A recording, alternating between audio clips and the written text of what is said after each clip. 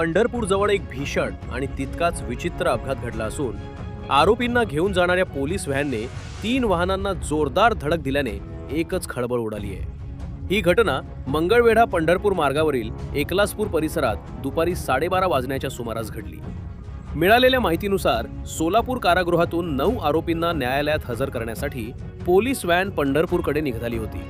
मात्र एकलासपूर गावाजवळ अचानक चालकाचे वाहनावरील नियंत्रण सुटले आणि भरधाव व्हॅनने समोरून येणाऱ्या दुचाकीसह 2 कारना जोरदार धडक दिली। या अपघातात दुचाकीवरील यशराज उन्हाळे व प्रगती उन्हाळे हे भाऊ बहीण गंभीर जखमी झाले आहेत। धडकेची तीव्रता इतकी होती की दुचाकीचा अक्षरशः चक्काचूर झाला, तर पोलीस व्हॅनचे टायर फुटून वाहन रस्त्याच्या कडेला असलेल्या रानात जाऊन झाडाला धडकून थांबले।